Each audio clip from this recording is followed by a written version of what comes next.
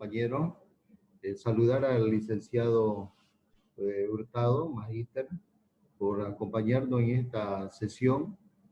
Al final el profesor Hurtado nos va a complementar un poquito cómo va a ser la idea de las clases invertidas y sobre el material que vamos a ir desarrollando para que ustedes puedan tenerlo en los diferentes archivos, tanto por WhatsApp como por Classroom.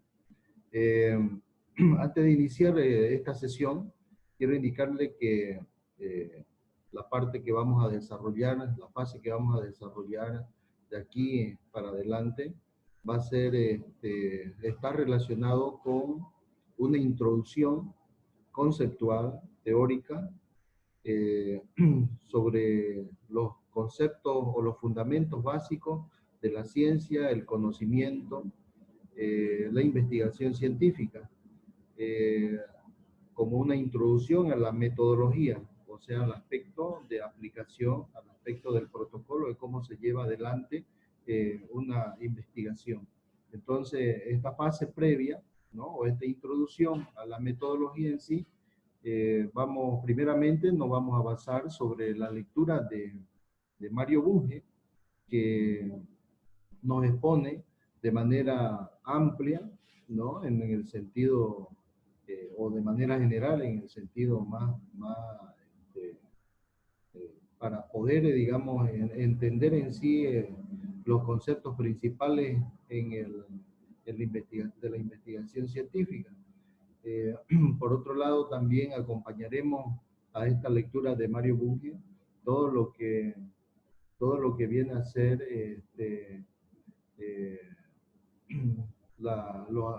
lo que respecto al conocimiento de lo que es las bases de la investigación científica, ¿no? Entonces, en ese sentido, también vamos a utilizar un documento de la profesora Guillermina Baena, que nos va a servir como complemento o un documento complementario al que hemos leído de Mario Bunge. Aquí les voy a pasar sobre la base de lo que vamos a desarrollar hoy día. Les voy a pasar una presentación, y en sí es el proceso del conocimiento y la ciencia. Dice Mario Bunge, ¿cuál es el origen del conocimiento?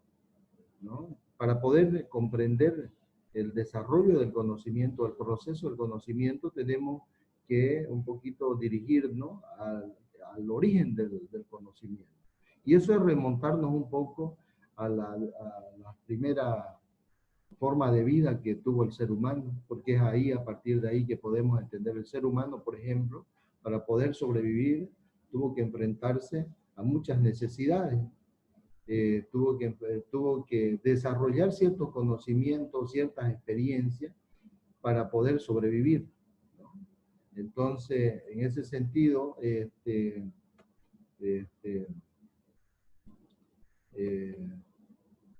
el conocimiento se va nutriendo en una primera fase, se puede decir así, en base a la experiencia. Todo lo que el ser humano, por ejemplo, lo que decíamos pudo experimentar para poder sobrevivir, eso también le fue generando un cúmulo, ¿no? De conocimiento. Un cúmulo de esas experiencias fue un cúmulo de conocimiento. Pero así como el ser humano también fue acumulando ese conocimiento a partir de la experiencia, pero no se puede negar también el desarrollo de su capacidad pensante. Entonces, a la par que iba experimentando ciertos hechos, ¿no? También iba desarrollando el conocimiento, iba desarrollando su pensamiento, ¿no? O su capacidad de discernimiento, o sea, en base al raciocinio. O sea, por ejemplo, el ser humano, para poder experimentar o poder conocer los alimentos que le hacían bien para su organismo, o para conocer la medicina en base a la vegetación, etcétera, ha tenido que experimentar un sinnúmero de cosas en su vida, hasta situaciones mortales le ha desarrollado, le ha significado esa experiencia. Entonces, esa experiencia que ha tenido se ha ido acompañando a partir de la capacidad pensante del ser humano, ¿no? Por tanto, esa capacidad pensante también ha ido progresando con el tiempo, ¿no? Por ejemplo, se indica de que el mundo cada vez se ha ido tornando más complejo, ¿no? Si miramos y hacemos una comparación de lo que es hoy en la realidad del mundo, la realidad del mundo, a lo que fue en los primeros inicios del ser humano, por supuesto que se comprenderá de que es mucho más compleja y por tanto los problemas del ser humano se han multiplicado y se han hecho más complejos, pero también su capacidad de resolución a esos problemas a partir de la inteligencia, a partir de todo lo que ha desarrollado el ser humano, también ha ido acompañando, tratando de resolver a esa complejidad en la cual se ha vuelto, ha estado involucrado el ser humano. Ahora, Mario Bunge, en función a eso, fíjense, hablamos del origen, de dónde viene, entonces resumiendo, tenemos que decir que es producto de la experiencia y producto de la capacidad pensante del ser humano, de cómo ha ido evolucionando esa capacidad pensante. Entonces, por tanto, el conocimiento, dice, surge como un reflejo en la mente del ser humano, ¿no? De la captación de aspectos de la realidad que lo rodea. O sea, es como una toma como una toma de una fotografía de esa realidad, ¿no? Entonces, ese es el conocimiento. Pero, es decir, dice, el conocimiento se expresa por el conjunto de datos, informaciones que el individuo recibe del medio.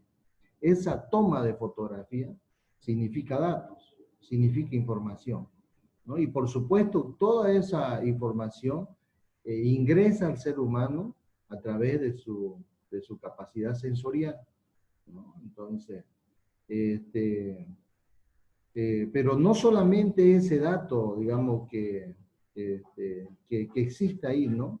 Ese dato frío, por ejemplo, que puede tener el ser humano, sino que eso también, volvemos a repetir, ¿no? Es posible gracias a esa capacidad pensante, esa capacidad de discernimiento, esa capacidad de producir nuevas ideas, producir información, ¿no? Eso es lo que le ha permitido también al ser humano transformar su medio.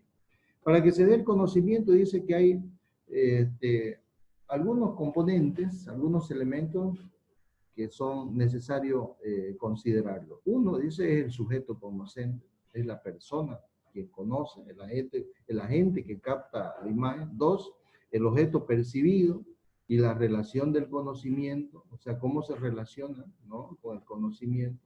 Tres, el vínculo que se establece entre el objeto y el sujeto, ¿no?, que entre el agente que conoce y el objeto por conocer, ¿no? Entonces, ¿qué relación existe? Y por último, el medio. El medio determina también, por decir, o en otras palabras, cuál es esa realidad, ¿no?, de esa relación, ¿no? Porque puede ser, dice, que cuando esa realidad, ¿no?, ese ambiente es favorable, el conocimiento también puede desarrollarse mejor, digamos, ¿no? Entonces, pero cuando esa realidad es hostil también, de repente el conocimiento no permite al conocimiento no le permite un desarrollo. Entonces tiene que ver mucho el ambiente. ¿Cuáles son los tipos de conocimiento? Mario Bunge habla de los siguientes tipos de conocimiento. Primeramente, habla del conocimiento experiencial, o el conocimiento vulgar, que es el que practicamos a diario, es el conocimiento que heredamos, ¿no? Lo tenemos todo, es aquella que recibimos como información de manera directa, sin crítica. Este tipo de conocimiento, por lo tanto, es distinto al conocimiento de divulgación, porque el conocimiento de divulgación es dirigido, ¿no? Sin embargo, el conocimiento vulgar o el conocimiento experiencial, ¿no?, es un conocimiento espontáneo, o por el otro lado también puede ser heredado, pero que el individuo lo va desarrollando con la práctica diaria de lo que hace, ¿no? Es básicamente lo que aprendemos en la casa desde que nacemos, ¿no? De lo que nos influye el medio, nuestro barrio, nuestra calle, etcétera, ¿no? Lo más directo posible que tengamos. También este tipo de conocimiento distinto al conocimiento científico, y vamos a ver enseguida. En este último, al basarse en comprobaciones en factores causales, ¿no? O sea, para determinar cuáles son las causas, difiere con el conocimiento religioso. ¿Por qué? Porque el conocimiento religioso se fundamenta en la fe, en el dogma, no en la experimentación. El conocimiento científico, para que pueda darse o se pueda desarrollar, tiene que fundarse en los principios o en las razones o en los fundamentos de qué producen, qué es lo que producen los hechos, cuáles son las consecuencias o las causas de los hechos. Sin embargo, el conocimiento religioso no va a las causas de los hechos, sino el conocimiento está en la fe, ¿no? Está en el dogma. O sea, creemos en Dios no por la necesidad de que nosotros tengamos que verlo, sino por un dogma, por una fe que tenemos de su existencia, ¿no? Entonces, es muy distinto del conocimiento científico. Para el conocimiento científico tendría que probarse si Dios existe en términos de experimentos, ¿no? De observación, de comprobación. En el caso del conocimiento y divulgación, se expresa cuando el individuo conocente organiza los datos recibidos para luego difundirlo. Entonces, en otras palabras, es todo conocimiento que se publica, que se difunde. Este tipo de conocimiento puede variar de distintas maneras en sus niveles, ¿no? Por ejemplo, puede haber una investigación científica que se publica en un documento, en un libro. Bueno, es un nivel de publicación. Pero, por ejemplo, otra revista, una revista de humor, por ejemplo, es de otro género, pero es publicación, ¿no? Entonces, aquí en este caso, por ejemplo, no hay una regla, ¿no? Aquí todos pueden publicar lo que vean conveniente, ¿no? Y por supuesto que también el conocimiento científico se divulga, ¿no? Se publica también, ¿no? En el caso del conocimiento científico, dice, es el resultado de un proceso de acumulación, sistematización e interpretación causal de los fenómenos del mundo. Y su papel es descubrir nuevos hechos, establecer principios y leyes, predecir comportamientos y conductas.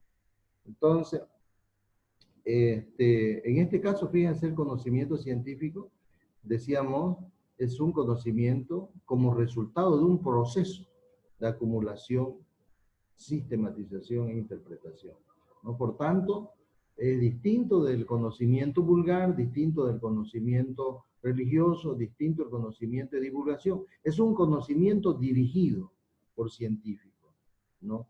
Que el hecho es explicar cuáles son las causas por las cuales se producen los hechos, ¿no? Por los cuales se producen las situaciones, los fenómenos, ¿no? Los fenómenos de la realidad. Puede ser de la realidad social o puede ser de la realidad natural, ¿no? Entonces, por ejemplo, el fenómeno de la lluvia es un fenómeno físico natural. Entonces, la ciencia va a explicar cómo se produce ese fenómeno, ¿entiende? En el campo social, por ejemplo, las migraciones, la movilidad social, ¿por qué la gente se mueve? ¿Por qué se moviliza de un lugar a otro?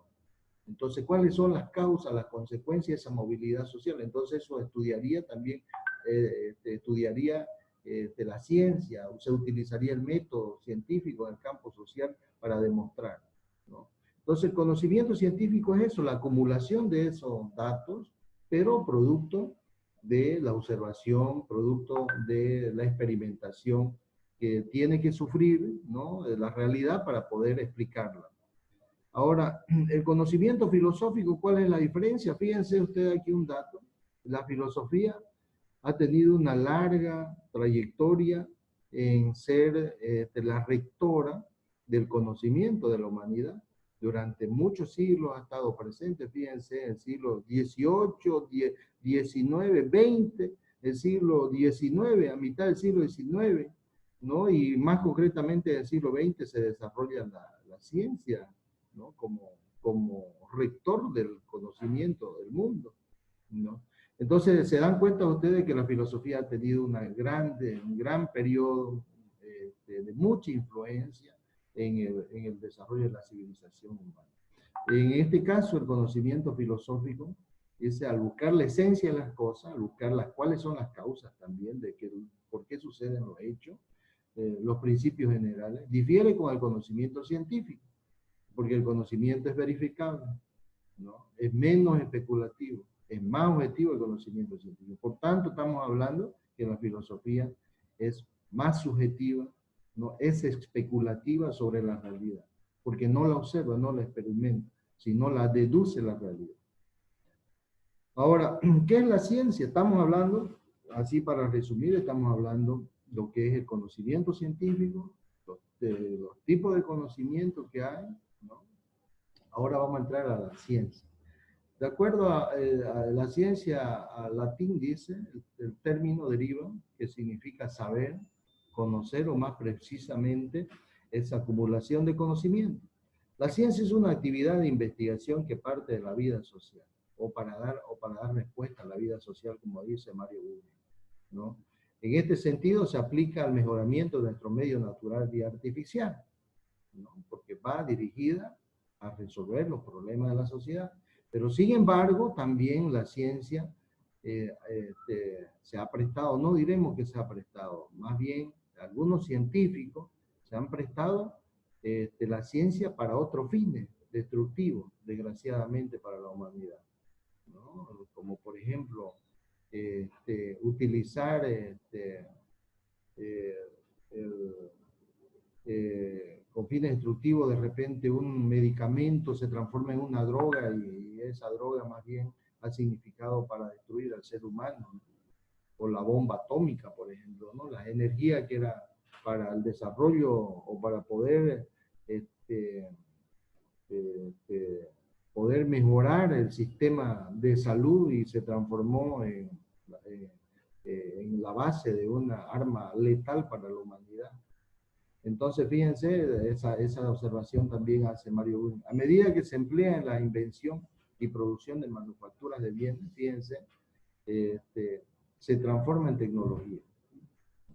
Entonces, todo lo que se produce como conocimiento, y ese conocimiento se lo ocupa en la manufactura, eso se llama tecnología, ¿no?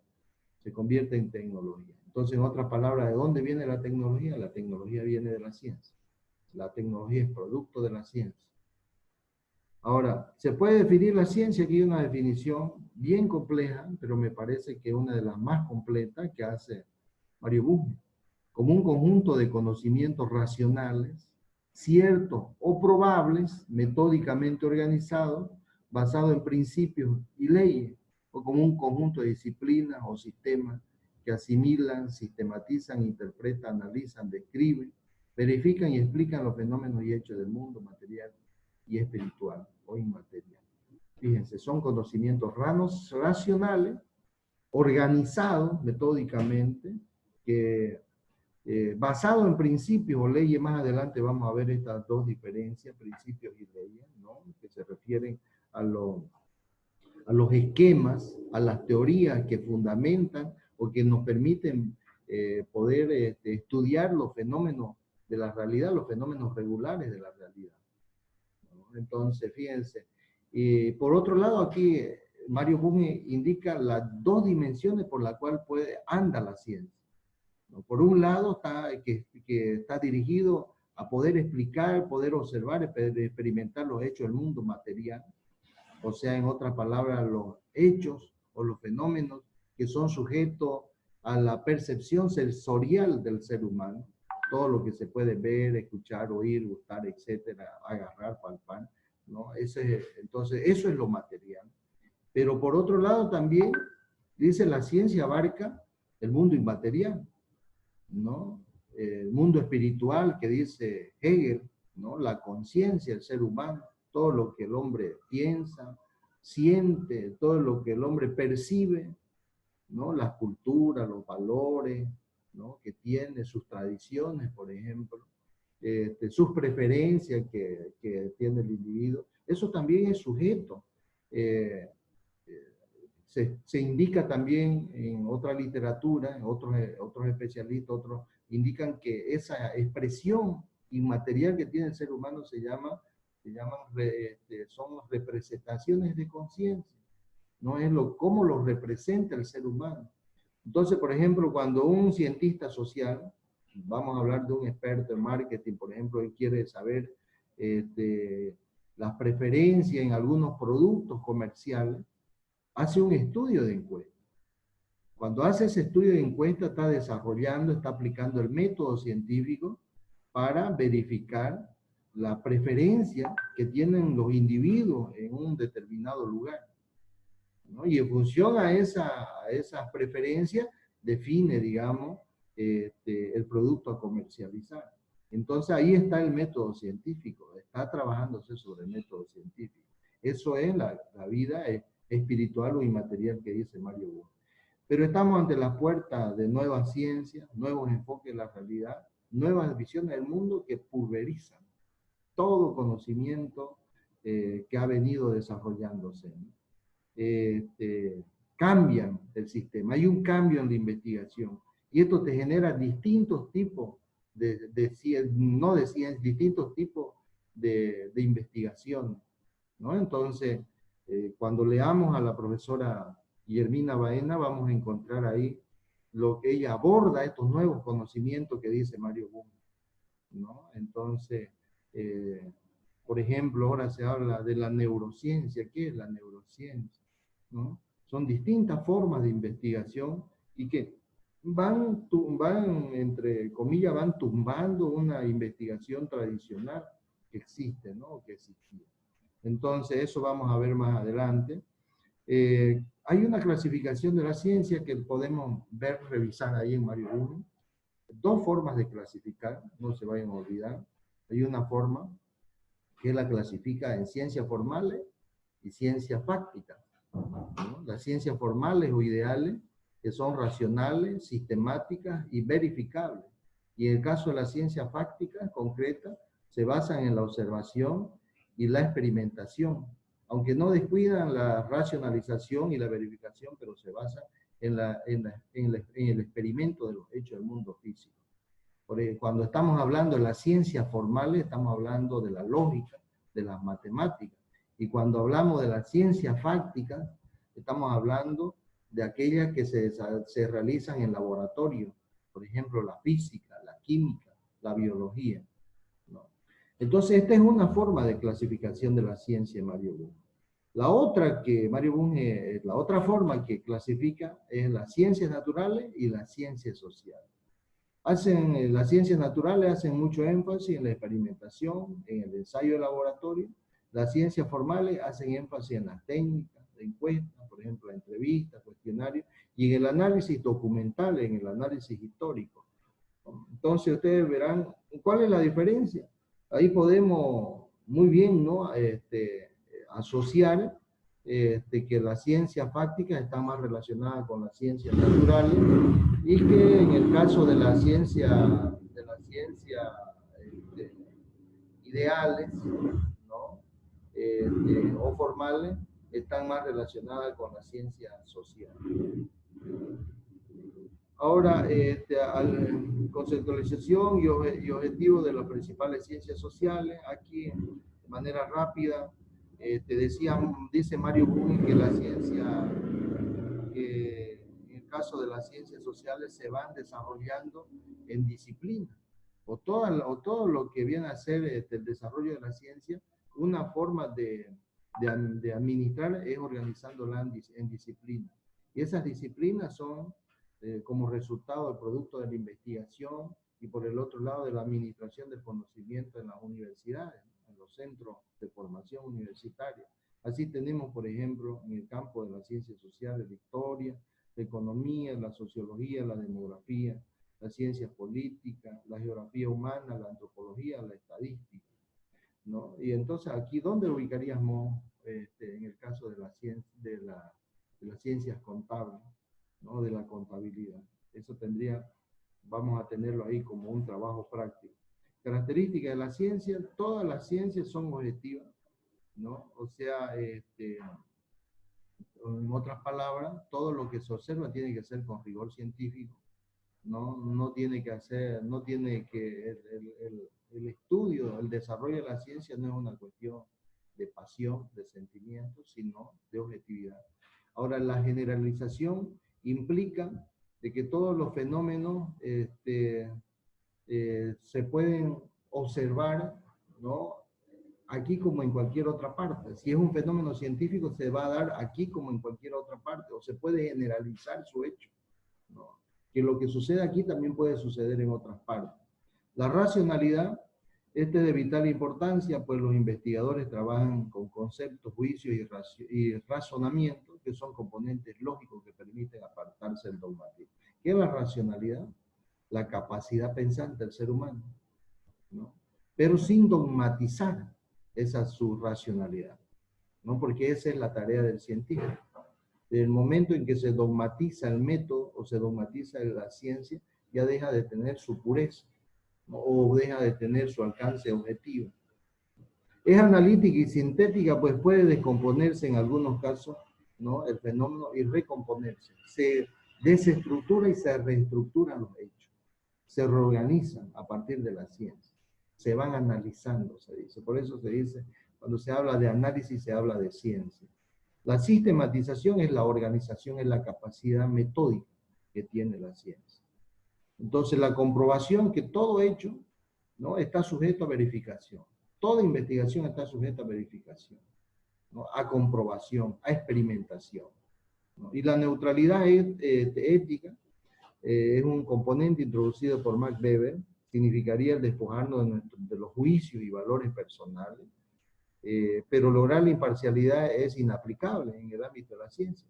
¿Por qué? Dice Mario Bunge que todos los seres humanos, ¿no?, incluyendo a los propios científicos, aunque más científicos sean, tienen un componente emocional, sentimental, tienen un componente cultural, que es difícil que se pueda un ser humano despojar de ello, ¿no? Siempre va a tener eso, ¿no? Entonces, pero ¿cómo puede actuar un científico si tiene esa carga emocional o cultural? Dice Mario Bunge de que si bien un científico no puede, quizás no pueda ser neutro, ¿no?, pero mínimamente puede ser objetivo. O sea, ¿qué quiere decir? Respetar los resultados de una investigación. Eso es ética, ¿no? Eso sí que es ética en la investigación. Si yo distorsiono o ocupo los datos con otra finalidad que no sea la que se planteó la ciencia, ya ahí ya no incluye ya la ética científica. Entonces, son de los componentes importantes que tiene la ciencia, que hay que tomar en cuenta. Aquí está el conocimiento otra vez, se vuelve a explicar lo que hemos visto, el conocimiento científico, explicativo y normativo, explicativo que nos permite establecer la relación de causa y efecto, y el normativo que nos permite hacer, a partir de la racionalidad, nos permite analizar las cuestiones subjetivas o valorativas que hay en el conocimiento. Entonces, ahora, en base a esta exposición y a la lectura que ustedes han hecho ya, van a hacer este trabajo, tercer trabajo académico, van a resolver estos problemas, de acuerdo a los contenidos de la lectura de Bunge, dilucidar los conceptos de opinión, creencia y convicción, ¿no? Van a notar qué es opinión, qué es creencia, qué es convicción, ahí lo indica Mario Bunge. Y después contestan esto: ¿cuál de los anteriores conceptos es sujeto de contrastabilidad? ¿Con cuál de estos con cuál de estos conceptos son los que nos permiten la contrastabilidad con la realidad? ¿Por qué? ¿Cuál de las siguientes afirmaciones son verificables? Se pueden verificar. Por ejemplo, América es el continente situado al oeste de Europa. ¿Se puede verificar eso? Lo que llamamos norte y sur, a la dirección que toma normalmente la aguja de una brújula. ¿Podemos comprobar eso? ¿Dónde es norte, dónde es sur? Las afirmaciones sobre los fenómenos sobrenaturales. ¿Será que eso es verificable, los fenómenos sobrenaturales? La distancia media entre la Tierra y el Sol es de 1.500 millones de kilómetros. ¿Eso se puede verificar? Este trozo de hierro está caliente, ¿se puede verificar? 2 más 3 es 5. ¿Se puede verificar? Entonces hay que indicar acá la respuesta, ¿de acuerdo? Y la cuarta sería ustedes respondan esto: la contaduría pública es ciencia, con lo que ustedes han leído y más lo que ahora en la exposición. Si es ciencia, ¿qué tipo de ciencia es? De acuerdo a la clasificación que hace Mario Gómez. El trabajo lo deben entregar el próximo martes, ¿no? Por Classroom. Y para tal efecto quiero cederle la palabra. No sé si está el profesor Hurtado, está atento, por favor, para que pueda explicarnos un poquito cómo vamos a hacer con el trabajo. Profesor Hurtado.